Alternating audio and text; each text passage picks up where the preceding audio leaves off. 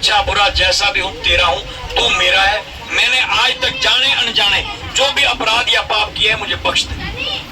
मैं भूलनहार हूं, कदम कदम पे भूल करता हूं, गलतियां करता हूं, तू बख्शनहार है, बख्श दे। इतना कह करके अपने आप को अर्पित कर देने का नाम शरणागति है। इसी का नाम है योग अग्नि के द्वारा उस मक्खन की मैल को उड़ा फेंकना, अपने शुभ अशुभ कर्मों की क्षमा मांग लेना, और फिर क्या बचेगा? घी बचेगा। जब माखन में से ये मैल निकल जाएगी तो और माखन को हम तालेंगे, गर्म कर लेंगे, तो फिर बुद्धि सिरावे ज्ञान घृत, फिर ये ज्ञान रूपी घी निकल आएगा माखन में से। घी जब निकल आएगा तो ममता मल जल जाएगी, ममता रूपी मैल भी उड़ जाएगी। जैसे मैंने लक्ष्मण का उदाहरण दिया, उसको किसी चीज से ममता नहीं, ना माँ से, ना बाप से, ना गुरु से। गुरु पितु मात न जानो काहू, किसी को नहीं जानता। कहूँ स्वभाव, मैं सच कह रहा हूँ, स्वभाव से कह रहा हूँ। नाथ पति आओ, ये कोई बनावटी बात नहीं है। हम बनावटी बातें करते हैं, बाहर से तो कहते हैं तो मैं माता जो पिता तो मैं, और फिर कहते हैं माँ तुम्हारी वही है जिसने जन्म दिया घर में बैठे। उससे नाता छोड़ तोड़ करके सिर्फ और सिर्फ परमात्मा को ही माँ बाप मानो। वही हमारी सूरत का, हमारी आत्मा का सच्चा हमारा पिता वही है। बाकी जो जन्म देने वाली माँ या पिता है, ये तो पता नहीं कितनी बार मिल चुके और कितनी बार बिछड़ चुके।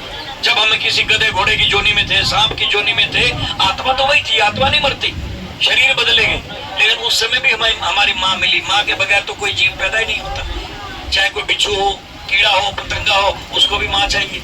तो कितनी माताएं मिल चुकी। सुमित्रा के पास जब गए लक्ष्मण जी कि माँ मैं भैया के साथ वनवास जाना चाहता हूँ, आप मुझे आज्ञा दीजिए। कहने लगे पगले, माँ तो तेरी वहीं खड़ी थी, तो मेरे पास क्यों आया?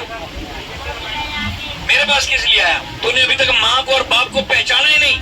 तू दशरथ को बाप समझ रहा है, सुमित्रा को माँ समझ रहा है। मेरे जैसी माँ और मेरे दशरथ जैसे बाप तो तुझे लाखों बार मिल चुके और आगे भी मिलते रहेंगे, लेकिन सच्चा माँ बाप तो तेरे साथ खड़ा था।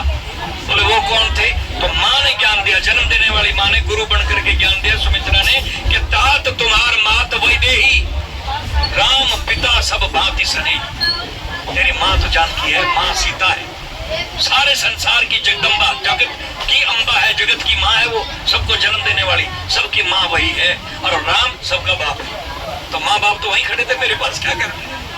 ऐसी कोई करोड़ों में से एक आधी माँ होगी जो इस ममता रूपी मैल को जला करके अपने बच्चे को ये ज्ञान दे कि राम को याद कर, वही तेरा सच्चा माता पिता है। जैसे ध्रुव की माँ ने, ध्रुव भगत की माँ ने 5 साल के बच्चे बेटे ध्रुव को राम के साथ जोड़ दिया, भक्ति के मार्ग पर लगा दिया।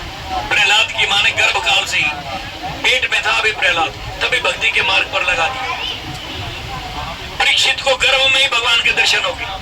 तो ऐसी माँ पहली गुरु होती है, इसलिए वेदों ने सबसे पहली स्तुति माँ की है। तो हमें वो माता, जब पिता तो हमें पिता बाद में है। तो माँ पहली गुरु है, जैसा बच्चे को संस्कार देगी, ज्ञान देगी। सीता को जब वनवास होने लगा ना, गर्भवती थी, तो राम को कहते, राम ने कहा कि हमें ये देश छोड़ देना चाहिए क्योंकि लोगों को हमारे ऊपर विश्वास नहीं रहा, लोग हमारे ऊपर उंगली उठाने लगे हैं। एक व्यक्ति ने उंगली उठा दी कि सीता इतने समय तक पराये देश में रही और राम ने अपना लिया, और अपनी पत्नी को कह रहा कि मैं तो तुझे घर में नहीं रखूंगा, मैं कोई राम थोड़े। ये बात राम तक भी पहुंच गई। तो राम ने निर्णय लिया कि हम देश ही छोड़ देंगे, हमें ऐसे संसार में नहीं रहना। तो सीता ने कहा कि नहीं, आप नहीं छोड़ोगे, मैं वनवास जाऊंगी। बोले तू क्यों जाएगी? कहने लगी मैं माँ हूं और मैं इस समय गर्भवती हूँ, मैं बच्चों को ऐसी जगह जाकर के जन्म दूंगी जहाँ इस अत्याचारी संसार की छाया भी ना पड़े। संसार में पाप है, द्वेष है, ईर्ष्या है, जलन है, ममता है, क्रोध है, सारी माया है। मैं माया से दूर निकल करके ऐसे आश्रम में जाकर के जन्म दूंगी जहाँ मेरे बच्चे संस्कारवान बनेंगे। मैं बच्चों को संस्कार दूंगी और पिता का फर्ज है बच्चों का पालन पोषण करना। ये सारी प्रजा आपकी संतान है, आप राजा हो, आप पत्नी के मोह से बाहर निकलो और प्रजा का पिता के रूप में होकर के पालन करो। ये बड़ी गहरी जो है हमारी ऐतिहासिक घटनाएं हैं, और जब हम ध्यान से ये सत्संग सुनेंगे तब हमें समझ में आएगा। हम तो खाली सत्संग को उसी को सत्संग मानते हैं जिसमें 5, 7, 8 भजन बोल लिए, नाच गा लिए, ढोल की छेड़े बजाए और चले गए, हो गया सत्संग। सत्संग वो नहीं, सत्संग है ध्यान से सुनना, सुन करके मनन करना, फिर उसको जीवन में उतारना। वैसी हमारी जीवन शैली हो जाए तो समझो सत्संग हो। तो इस प्रकार जो है घी रूपी ज्ञान प्रकट हो जाए। आया समय आया।